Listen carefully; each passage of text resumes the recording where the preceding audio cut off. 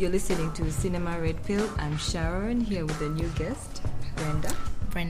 What's the pronunciation of your second name? Ibarah. Brenda Ibarah. Yeah. And Brenda, so I need you to tell me a bit about yourself because I also don't know much. And other people still Yeah, we just have met. no clue. Yeah. The bit I know is you're an actress.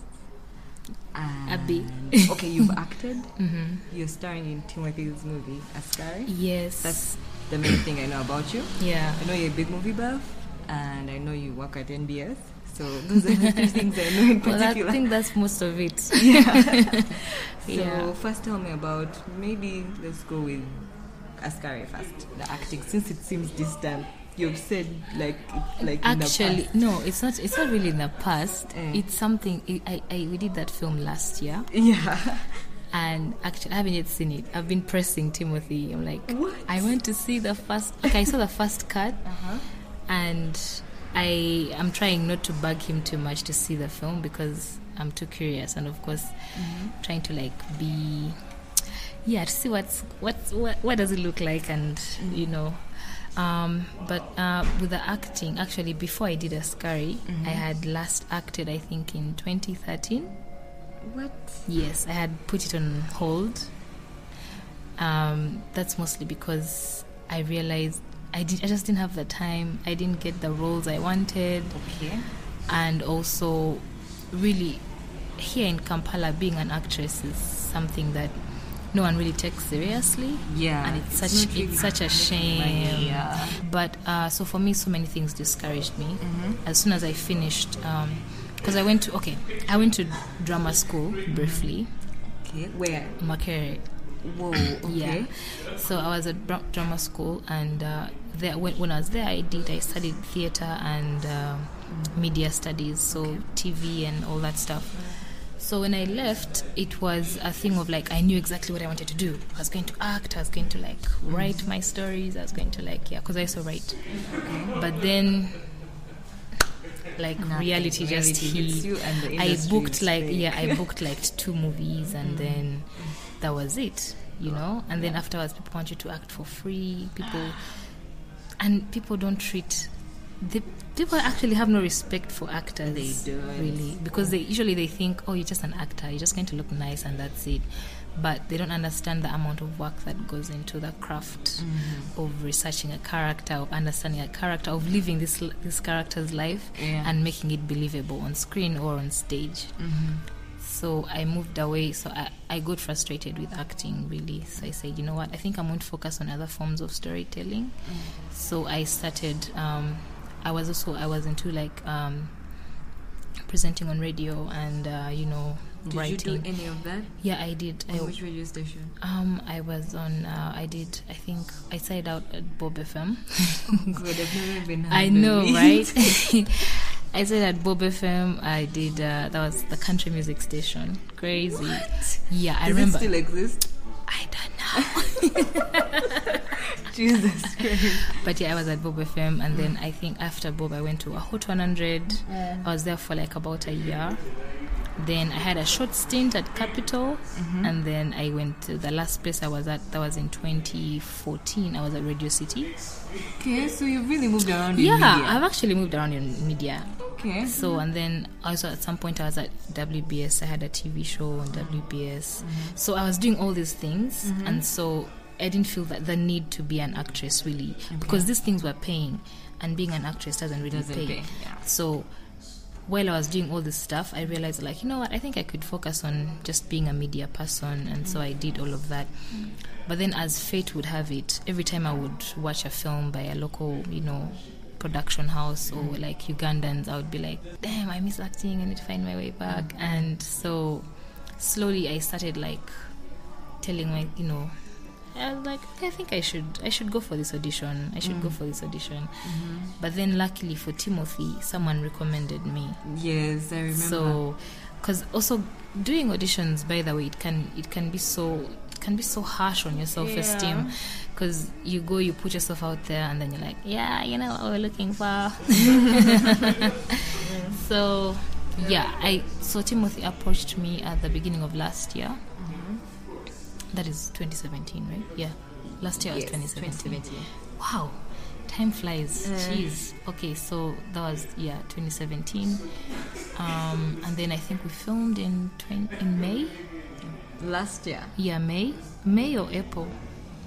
It's even seeming close. Timothy, by the way, is the one who I host the podcast with a lot of times. Yeah, Timothy. Yeah, Nuamanya. So he approached me, and I was very hesitant because having been,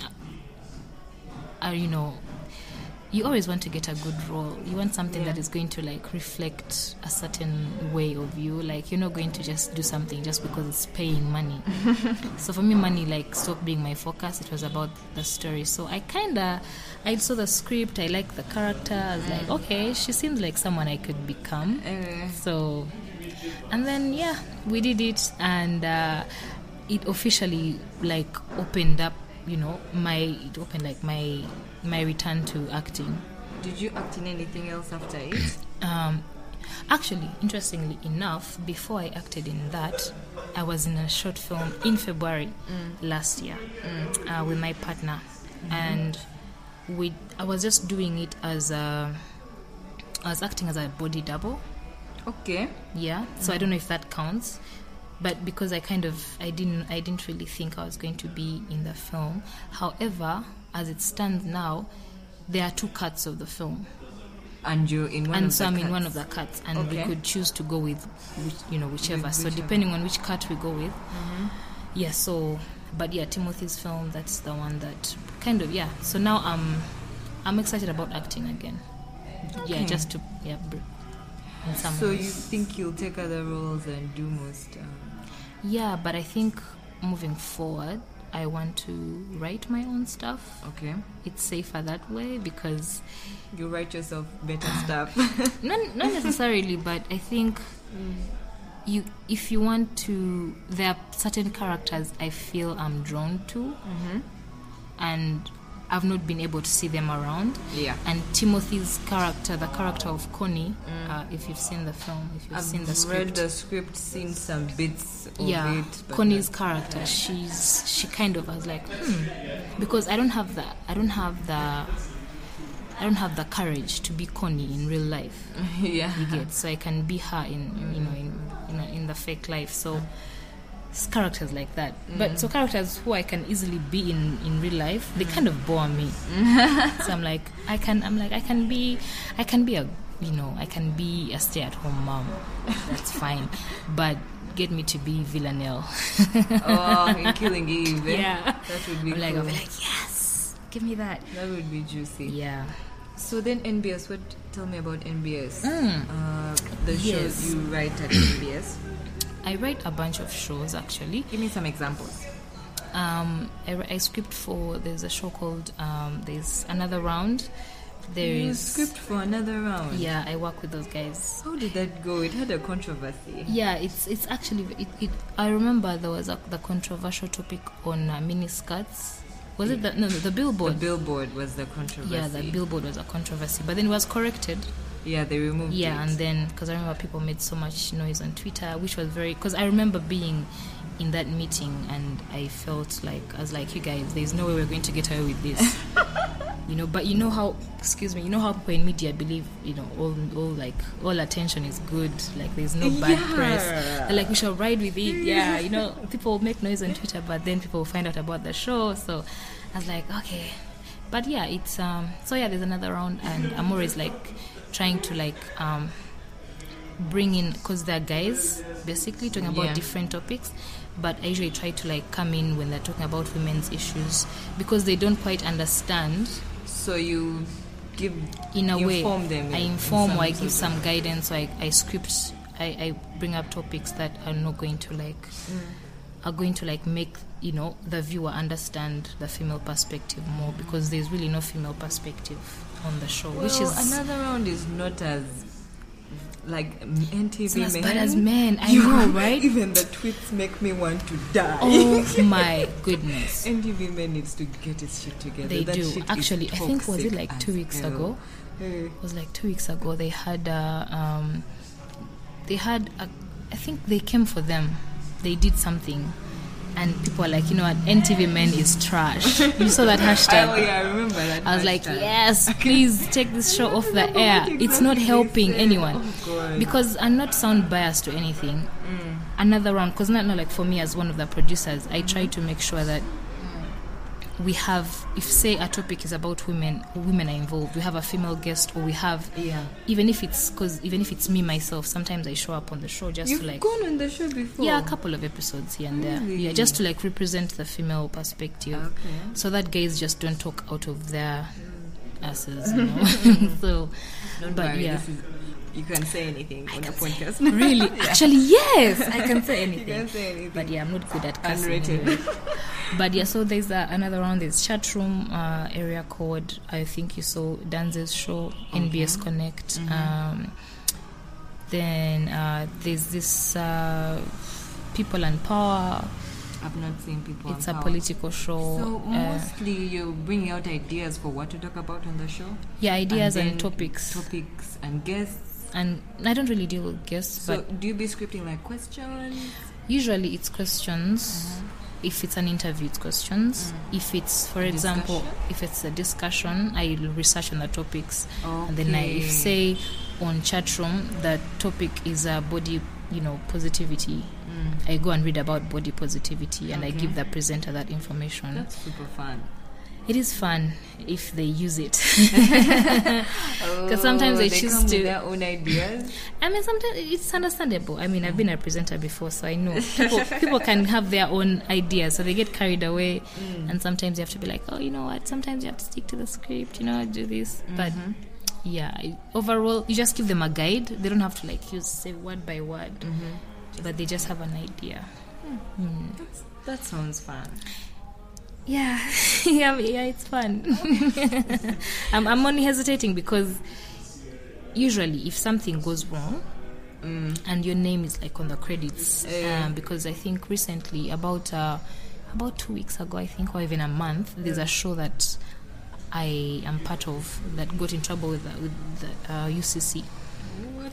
Yeah, a guest came on the show and they were bashing the president. Oh my God. And they had to call all of us and they had to give NBS a warning and all of these things, and the presenter was actually fired and the show was taken off the air.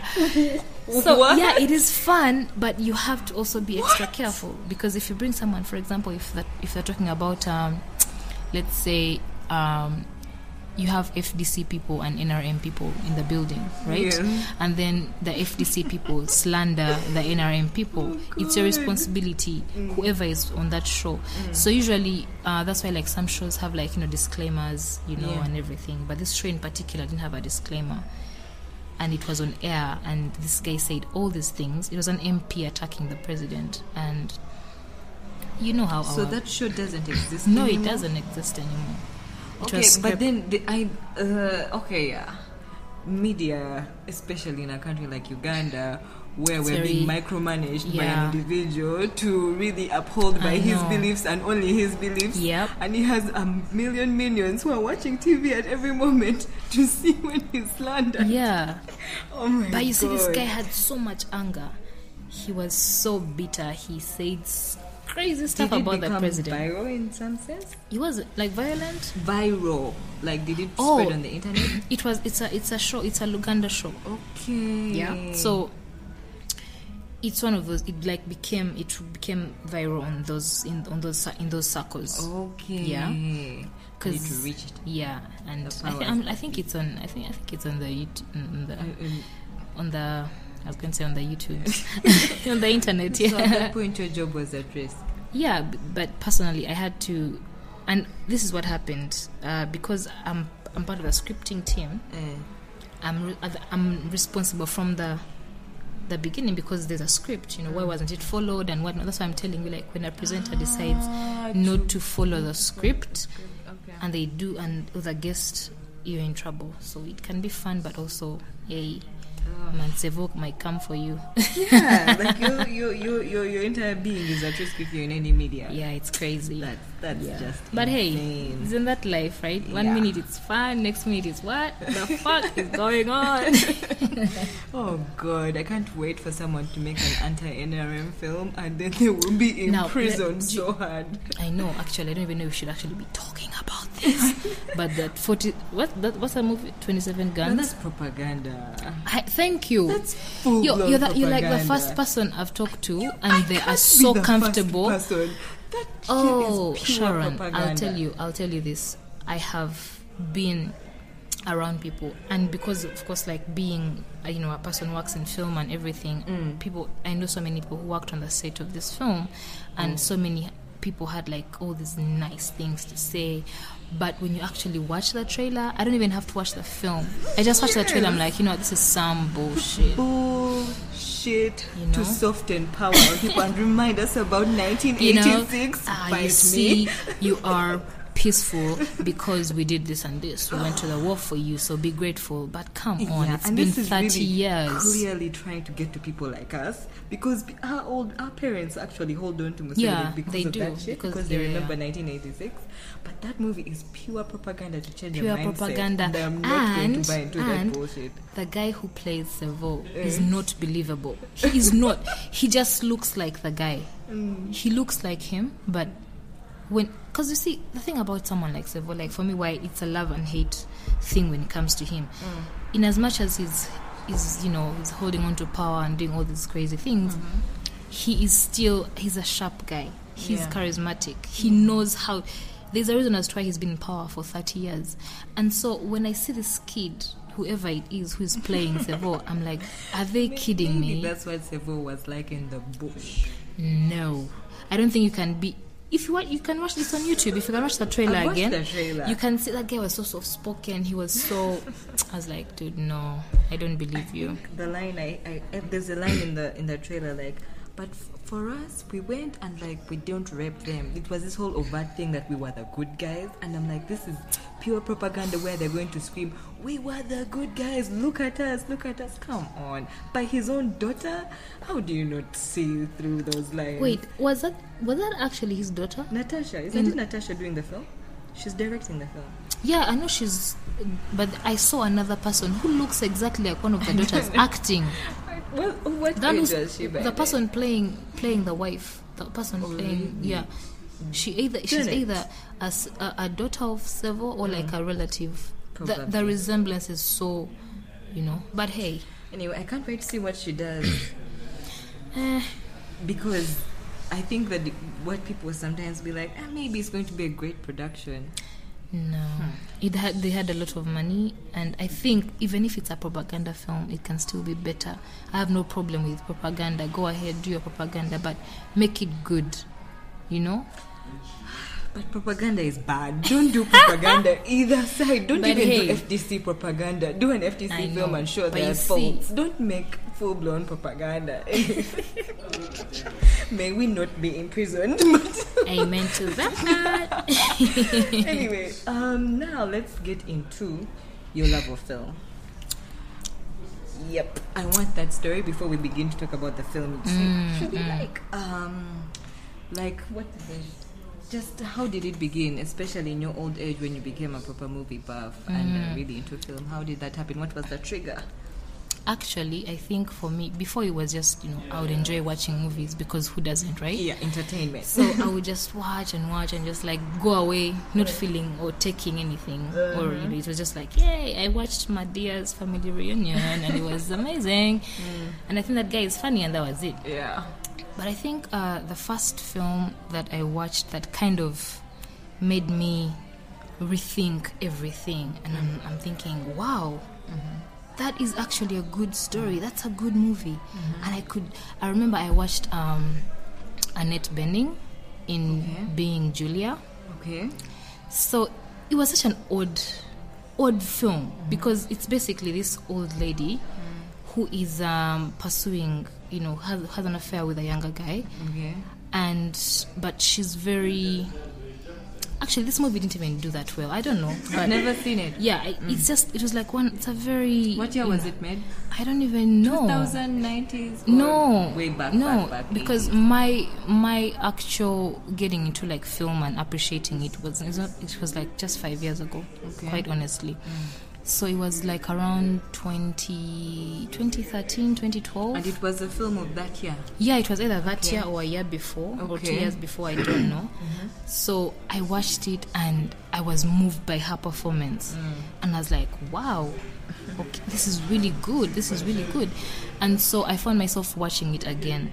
Okay, the only other movie I'd ever watched more than twice or thrice before was Devil Wears Prada, because hey, it's fun. Which female doesn't like Devil Wears Prada? So I watched it and I was so fixated on the character and her dilemmas and everything, and the younger guy, and I went and I found myself going online to read about it and all these things.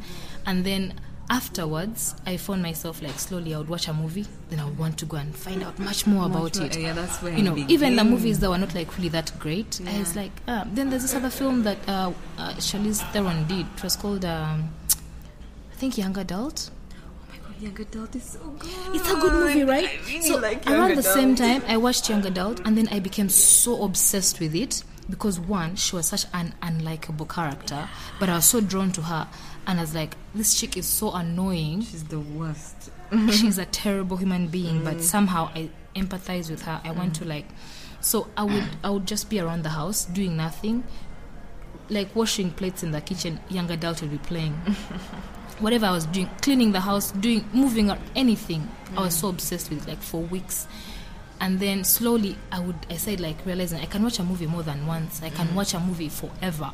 Like I can, and so that's how it all grew. And then of course around I think around 2013, around that time I met people who were like more, film buffs and everything. That's always thanks fun. to Facebook, Yes. yeah, through Facebook. But and actually, everything. almost everyone who has been on the podcast I've met through Facebook and Twitter. Yeah. So before I met a community of like guys who really enjoy film, and then I was introduced to films. Like I remember watching Fruitvale Station, and I'd never watched. I didn't know who Michael B. Jordan was. Of course, everyone's like, "Oh my God, you haven't seen The Wire?" It's like some kind of. I'm like, no. They're like, how can you not have seen The Wire? But I saw Michael B. Jordan in Fruitvale Station. I watched it over and over and over again. I was like, wow. And then afterwards, the Before series, and I was like, you have got to be. I've been missing out. So I stopped the whole thing of just going to the movies, just like, this film is out. You just get whatever you find at the video library because everyone else is watching it. Yeah. And it moved to like, I think this is a good movie. Yeah. This director, this actor. Yeah. And then so slowly my taste like became refined. Yes. And now I do not waste my time on some movies. Apart from just like 2 weeks ago, I think I watched Acrimony, which I'd been warned about, by the way. There's Don't. some which Please don't are watch like, it. Okay, but then sometimes you need to watch that. No, I think for me, like everyone, like most people around me kept telling me, such a bad movie. I was like, guys, it can't be that bad. Every single person says it's And really then, bad. So but I'm it's not really bad. Like, take it from me, it's such a bad movie. I felt so bad for Taraji the entire time. And I'm like, first of all, she was typecast, because it's Taraji. She can be sassy and a bad bitch. But anyway, it's a waste of time. Don't watch it. I'm not going to watch it. Should we now talk about the Before series? Yes. Okay, let me just introduce them a bit. Actually, I tried, before I talk about anything, I like to check with people who aren't that big movie buffs and see if they're aware of something. This is a rarer one. Like with people who aren't like us, who'd be actively searching for stuff to see, searching for good things from the past and present. Yes. It's actually much rarer. Like there's people who are not really always making the initiative, don't really know about the film, which is sad. It's popular, I think, in film buffs only. Yeah, and I think it's actually one of those films. It's like a cult classic for especially people who love. Because Linklater, for example, he's like an indie favorite. Yeah, exactly. So if you're like a Linklater fan, the Before trilogy has definitely got to be one of But I think something like Dazed and Confused is more popular. Yeah, than absolutely. Dazed. Like someone would have at least heard of Dazed and Confused. Let me introduce the films a bit. Like she said, it's directed by Richard Linklater, and it's 3 movies. Before Sunset, which was made in 1995. Sorry, Before Sunrise, made in 1995. Before Sunset, 2004. Then Before Midnight, 2013. Yeah. And that's in between all the films. There's 9 years. There's a 9-year gap. Yeah. Yes, and it's all about one specific couple, Jesse and Celine. So in the first one, in 1995, Before Sunrise, they meet for the first time on a train, and the entire movie is about them going around Venice. Yes. So the first movie is about them making that connection. Then they leave Venice. They separate at the end of the movie and decide that they should meet somewhere in 6 months. Then see what happens. But the movie ends with them saying goodbye after a full blissful day in Venice, which we'll talk about after. Then the second movie opens 9 years later. They both didn't go to meet in 6 months. Their lives are entirely different. They're older. Jesse has a wife and a kid. Jesse showed up. Oh, Jesse showed up. I forgot that bit. Jesse showed up. Yeah. Celine didn't show up because her grandmother had died. Yeah. So they've just met. They meet by sort of accident because Jesse had written a book about her, and it was hopefully his intention. So they meet there.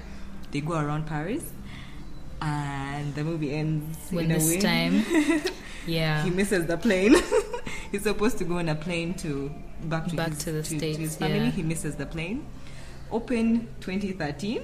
It's 9 years later. They're married with 2 twins. Twins. And this time it begins with them old and red. That opening shot of Jesse is one of my favorite things. He looks tired, old and tired.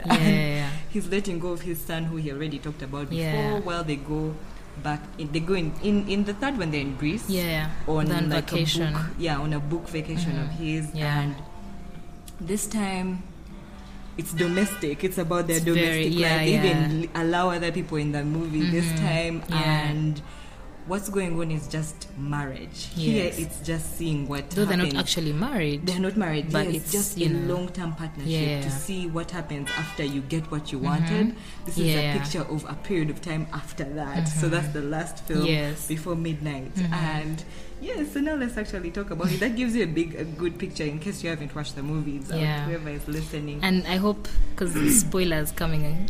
Yes, definitely. They know the spoilers, right? The movie, by the way, they are just talking.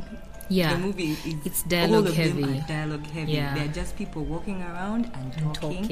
And it's all about these people who have connected in Before Sunrise. So yes, let's talk about the film. First, tell me why you adore it this much that you'd pick it as the one to talk about today. Well, I think for me, that was the first dialogue heavy film I'd ever come across, and I didn't even know they made such films. Because usually you watch a lot of stuff, it's just trying to distract you from your own life, just to entertain you, just to, but or even like the romantic comedies that you watch, there's a sense of like you always know what's going to happen. Boy meets girl, something happens, they break up, sad montage, they make up, back together, and then happy ever after. The same old stuff. But this one, we see in the first film, boy meets girl, and the way they meet, they start off this conversation. And I think for me, the way they meet and have these conversations throughout, it like spoke to me, because I have been in these situations whereby you meet someone for the first time and you can't stop talking to this person, and like you're always talking, and even if you're not together, phone calls and what, but these people have one day and like they made the most of it. Like for me, if you told me if like love in a way was, if romantic love was in the sense that you meet someone for the first time, you have one day, what would you do with it? My ideal situation would be before sunrise. And also I like the fact that the connection from before sunrise to before sunset, then before midnight, because of course, I mean, that 9-year thing is crazy. It's that insane. too alone is crazy, because how many filmmakers do that? Like they carry on a story and then and I don't know what his obsession is with 9 years. Actually, I haven't really read up on that, but I'm sure it has. Maybe 9 is his lucky number. I don't know, but I've not heard him put any philosophy behind the 9 years. No, he's. I think like the few interviews I've read when he's talking about these films, you can see he was just trying to experiment with something. Yeah, which is fun. But Linklater he beat himself to it with Boyhood, with the 12 years. I was like, whoa. With this I watched Boyhood and I was blown away. But anyway, so for me, the time thing and the fact that these people just sit, and even the topics, the things they talk about, you know, they're both... I like Celine because I relate to her. I relate to her insecurities. I related to her, like, you know, especially in Before Sunrise, like her idealistic nature of, like, you know, I want to change things in the world. I want to do this. And then we cut to Before Sunset, and she has become this person, and she's just frustrated with everything, and she's angry, and she's an activist, and Jesse is like in this state of, like, for him, he's still Jesse in a way. You can see life has also taken, you know, its punches at him, but he can still be, you know, he's like, well, he in a way he's self-centered, and Celine is trying to, like, do things for, you know, the world and leave a mark and everything. And so when we see them through all these films, they just, like, become all these different people. Like you said, they're just trying to show us, like, you know, the beginning, the dream stage of a relationship or love, and then the middle where now you're thinking, and then shit becomes weird. Then, you know, the end is harsh reality, and then the harsh reality of actually being in a committed relationship and what it takes, and the toll, you know, having kids, and, you know, doing all these things. You're also trying to, like, push your career, and so. What's your favorite scene in the 3? My favorite film, actually. Scene. Yeah, the particular moment that you like the most. Not, I think your favorite in Sunrise. Haven't you already said that? No. Okay, which one is actually, your favorite? My favorite movie is first? My favorite is Before Sunset. Oh, really? When they come back together after the first 9 years. Yes. Because now we've moved past. Because believe me, that initial stage of lovers can be so heady. Too many chemicals flying around. It's so confusing. Nothing can be achieved. But then we come to, like, Before Sunset, and they're in their early 30s, right? They've kind of, like, seen a bit of life, and they have calmed down a bit. You know, Celine is no longer that raging. What's the word? Not even okay. Raging is the wrong word. Actually, no. In this, she becomes a raging feminist and all that. But it's in the like that innocence is taken away. They've seen what life really is, and even, like, when you see them physically, they both look they don't look good, actually. That's the film where they look their least, you know, because Jesse looks very, like, he's been drinking for, I don't know, this past 9 years. Celine lost so much weight, you know, like, life has really dealt with them, and so they're at a place whereby they have to, like, re-evaluate everything. What I thought I wanted in my 20s might not exactly. It doesn't happen after a hopeful good 20s. So I like that, and maybe because I relate to them, because I'm someone who has just, like, started her 30s as well. So in a way, it's like, but before, by the way, my favorite was Before Sunrise, because how can it not be two lovers walking around Venice, you know? But then after watching it in the past couple of years now, I relate more to Before Sunset, and who knows, maybe in a couple of years I'll relate to Before Midnight, you know. So it's a thing of Before Sunset, really, like, you know. What's your favorite scene from this? Actually, my favorite scene is the scene in the record store in the first. Before Sunrise, when they go to this record store and they're playing this record, they go into this tiny booth, you know. And they just keep stealing these glances at each other, and it's so cheesy. I know. Yeah. And they're being. They don't want. I know they don't want to, like. See. They don't want their. Excuse me. They don't want their eyes. They don't want, like, meet. Their eyes can't meet because they're all shy and everything. But I also like how they bring it back in Before Sunset on the stairs when they're walking up the stairs to Celine's room, and they keep stealing glances at each other. Like, for me, I'm a sucker for those small things anyway. So those things are really cute. I know, right? So personally, my favorite is Before Midnight. Because I'm such a realist. Yeah, I'm insanely cynical. Well, I like we are joining you soon. Bad stuff. that ends badly. All my romances, I like things God. that are just What? like you've watched Closer. Yes. Oh my Closer goodness. is my favorite romance movie because everyone is fucking each other's lives up Oh my for no goodness. particular reason. I'm like, this is reality. Like, Oh my goodness. Actually, interestingly enough, because when you told me to choose a film that I like that I want to talk about, I had like 3. I had before series. I had Closer, then I had Frances Ha. Right. So actually, 2 days ago, I was looking at I was reading up on Closer and everything. And I was just trying to look at all these characters, and oh my goodness, the most fucked up people you'd ever come across. I really like that movie. I'm like, and ideal. It is. I know it is, and it's so brutal. I keep dating it to reality. Like, don't you ever think like anyone in your life, if you've dated someone, then they break up with you, and it's legit for no reason. He will not be able to explain it, but it has fucked up your life so badly. Yeah. You're like, why would you do this? And they just to feel me? like it's not It's me, just a it's not constant, you, it's me. Why would you do this to me? When someone looks at you, I'm like, why would you do this to me? That movie gave me that feeling constantly. I'm like, reality. Yeah. But anyway, I like Before Midnight because of that. It's just so. I think I like seeing something that doesn't romanticize anything, and that movie really doesn't romanticize. No, it stuff. doesn't. It doesn't even romanticize their bodies. I like how she's No, bigger. she's bigger. Much.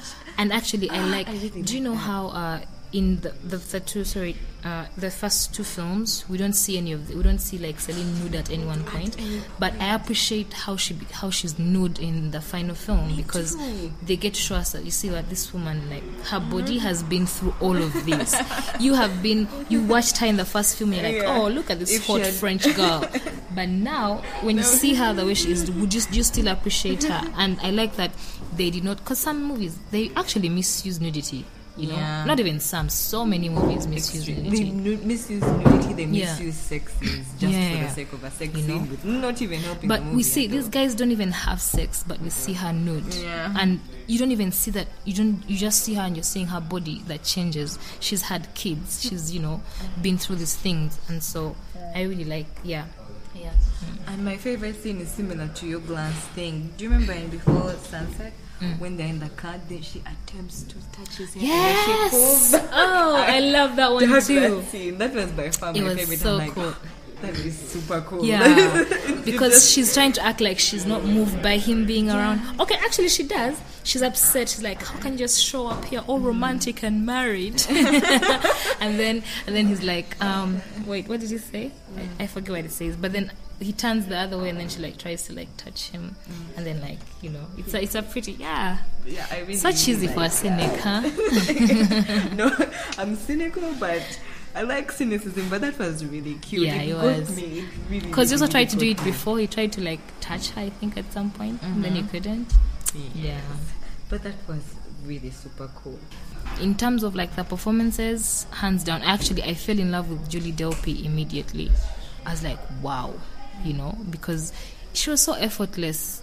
Her character, She's really nice. Yeah, she's really nice. And also even the fact that these guys are their chemistry from the get-go is so effortless. And I was thinking, I can't, do you know, if if I'm to ask you, which other actors would you see playing these roles? It's not possible. It's so hard to imagine, right? Actually impossible to imagine. I love, for example, one of my favorite actresses is Natalie Portman, right?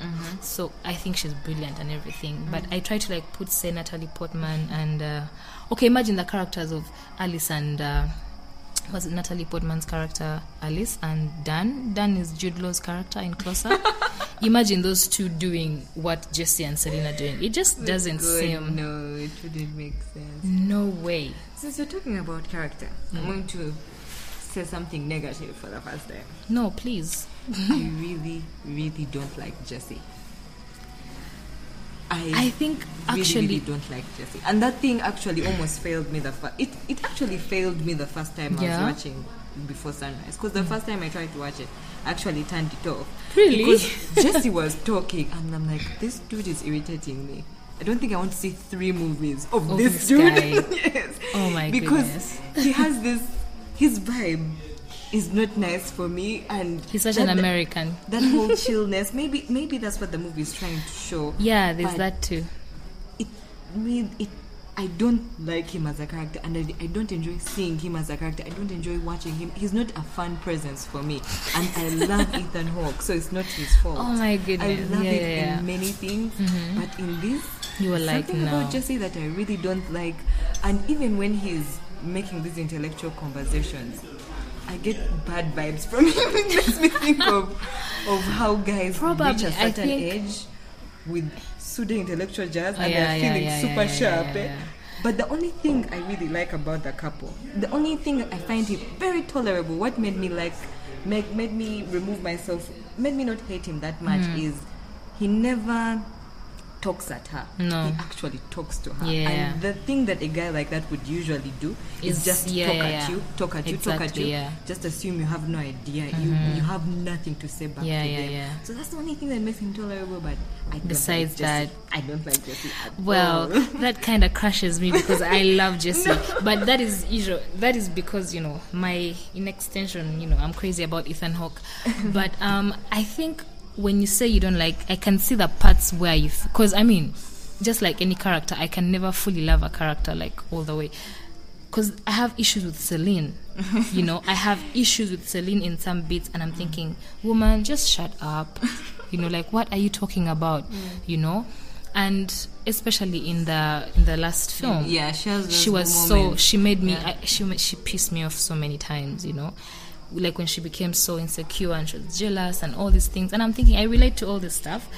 However, it's crazy watching another person go through that and like, oh, is that how I look? You're irritating when you do that stuff. It's just hard to take in when you see it. So even the whole thing, I liked how they portrayed Jesse as this obnoxious American dude, and I think especially from the beginning, okay, not overtly obnoxious like that, but there's that, hey, I speak only one language. Okay, it was Celine making fun of him there, but it just goes to show you that she had to like tolerate parts of him, and he equally had to tolerate parts of her, just like in any relationship. You have to compromise and all that jazz. So I completely understand why you would say you dislike Jesse. One aspect we haven't talked about, which I think just needs some attention also, is the technical aspect of it. How they take really long shots. Yeah. The long shots. So what's your favorite? Okay, what's your favorite long shot? Because there are a bunch of them. There are a bunch of them. Yes. I will go with Before Midnight, and it's the car. I like how long that car scene was, and that they just let it go. And the fact that the conversations we're having just sounded like the type of things married people would talk about. I know, and the kids were in the back sleeping, and it was really good. I really like the extended cast scene. And it really sets up the movie entirely, because it proper gives you that picture of the 9 years. Proper gives you what a married couple looks like now. How different it is from when they were discovering each other through 1 and 2. So now they're arguing about who ate the daughter's apple, like stuff like that, But I think for me, one of the long shots, it's got to be in of course the Before Sunset. But there are a couple of those, but I don't want to talk about the long shots. I want to talk about that crane shot. Which crane shot? There's a crane shot when they're coming from the cafe, when he says, oh, you know what, I'm going to be in the plane for about 12 hours. I don't want to be sitting around. Can we walk around? And, and she's like, today is something like a Black Friday of Paris or something. And then decides that, okay, let us, take a walk. So they go outside of the cafe, and they walk. But then, so we see the crane comes and picks them. And it follows like this, and then they go up the stairs like this. It just leaves them at Wait. Okay, I've understood it. Yes. You've understood Yes, I've known the scene you're talking about. Today it would have been like a drone shot situation, but the fact that they used a crane, and it was such, just walked around. And because of course I watched it last night, this one in particular, because it's my favorite. I had to like make sure that I have my so it was really it's brief, but the fact that, because these days it's so easy, it's a drone shot, you just put drone shots look terrible, guys, stop doing them. So. People stop misusing drone shots, because I know, okay, let me not even do this, but I know people here, I watched a trailer of something, and people were having like a conversation like you and me sitting here, and they were outdoors, and there was a drone shot. I'm thinking, You actually, do you know what a drone shot is really supposed to be used for? Like, no, it was right there, and then it comes in even like almost close up, and I'm thinking, wow, these guys just had a drone and they just wanted to play around. But yeah. Anyway, but let them use their shots. Yeah, let them. Okay, have I missed anything? What have I missed that you wanted to talk about? Quotes. I'm a sucker for quotes. Which? Like the quotes, like favorite quotes in the movie, like the words. I know. Okay. That's a weird thing to obsess over. Okay. No, I love words so much. Some words like looking for you're quotes. saying quotes Q-U-O-T-S. Yeah, like quotes, like memorable. I thought you meant C-O-U-R, like quote C-O-A-T-S. Oh, no. Celine had a really pretty jacket in Before Sunset. She had a really cute jacket. The white one. I preferred her top.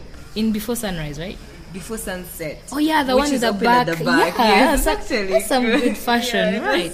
No, what I mean, like quotes, like, like, for example, when she's like in the car, and it's like, then you say where she says something about, I think he said something about him being miserable in his marriage and everything. And it's like, like she was really not sympathetic. And then after she's like, and then you just show up here all romantic and married. And then I think one of my favorite is actually the ending of Before Sunset. Yeah, that's where she's like, baby, you're gonna miss the plane. Yeah, so I have a bunch of quotes. Anyway, I do that. I go crazy about quotes and words and those everything. are good ones. I think I'll steal yours. I'll steal "Baby, You're Going to Miss That Plane" because that's it's such a great. Yeah, it's such a really nice quote. It's the one that that's most people like. There's a reason. It's really good. Yeah, it's really. And the thing I like about that though is also how. Excuse me. They take their time to actually black out the screen. Yeah. Most people like to just do a random. And to give you and that I like shock because value, but I like because like time and so it fades out, and then you actually you kind of like embrace it, because if I had just done that, you feel like it has ended. Okay, now I can really think where they're going to go. But also maybe another thing that I found impressive, the fact that the joint work between Linklater and Julie Delpy and Ethan Hawke in writing the script, especially in the last two films. That must be the key to why it's so good. Because and then also Julie Delpy on the music, she wrote her song of the third movie, eh? Did she? No, the third movie? I don't remember. I completed your sentence without knowing what you were saying. Please carry on. It's the second movie, I think. She had like 3 songs in there, or 4, I think. Yeah, so... But yeah, because it's brilliant. However, speaking of them writing, I tried to watch her movies last night. She has 2 days in Paris, 2 days in New York. Yeah, I couldn't stand them. Actually, I just think, turned them off and deleted them. I hated them. I don't think they're great so much. Though I did have because I love her as a creator. I just I watched 2 days in New York. That's done with Chris Rock. Yeah. I just like the idea of this French family coming through and just causing all this chaos. But then it struggled. It really did. It's a hassle to watch. It's a struggle. But if you turn off, because for me nowadays, sometimes if I want to enjoy a film, I turn my film critic off. I just tell myself, you know what, just watch this movie like you did before 2012, before you discovered that film is actually beyond just pictures. But pre-2012 person would never bother with 2 days in New York. Thank you. Absolutely. Would be knee deep in Suicide Squad or some shit. Yeah. That is... Actually, it's surprising. I wasn't even into Suicide Squad. I was into Tyler Perry movies. That's the weirdest. Did you like the black movies, Basket? That's the thing. And I think that's why it was so... Yeah. Step Up. No, Step Up. Is white people. No. There's the one where they'll do the tap dancing. Isn't that tap? It's not tap dancing. Something about the squad, Stomp the Yard. Yeah, that was my shit. That was Save the Last Dance. Oh my God. I was so obsessed with Save the Last Dance. Actually, I watched it so many times. But recently, but now I cannot go back to watch them. I think don't you think if you were still in that mindset, you would have enjoyed Acrimony? probably would have. Shit. I feel bad about how can't much I've believe- rejected the black media, which I grew up liking so much. I feel bad. But I think, and the thing is, for me, that black media that's accessible to us is the average stuff. But if you actually look, there is some good stuff. There's the highbrow stuff. Yeah, It's exactly. there. Yes. They're the moonlights of this You know, world. the and moonlight. what- But you see now, moonlight is just like it just happened. It happened yesterday. No, Ava DuVernay happened yesterday, but people I act know. like she's an icon of history. but you because they see, didn't have other surprisingly, things around the before time that. I started like looking for film and like appreciating film, I discovered this film by Ava DuVernay. Around the same time, it was Her called first one. I Will Follow. Yes. That film actually, I stayed with it for a very long time. I think I've watched it not like 10 times. Oh. It is actually a very. I'm going to I don't see know if you would enjoy it, but I watched it even before I knew who Eva DuVernay was. It's until I went and saw the work she has done. I was like, oh shoot, I saw this film in 2011 or was it 2012, something like that, and it was actually because it was heavy on dialogue as well. It was heavy on dialogue. It didn't have much action and everything. Brenda, this has been fun. I hope you can come back to just even talk about movies. Yeah, I Since want to you come like back and talking talk about about movies. Closer. Let's do that. Let's talk about But Closer. I may torture you to talk about some recent shit that I just be wanting another perspective of. Like what? Anything. Just What's I the just most want- recent film you've seen? No, a recent one that I really liked was Annihilation. Thank you. So wouldn't you enjoy talking Such a about good movie. Annihilation? It's a good movie. It's so good. Oh my I really, goodness. really enjoyed that. I saw. I don't know. We should first close this. Okay.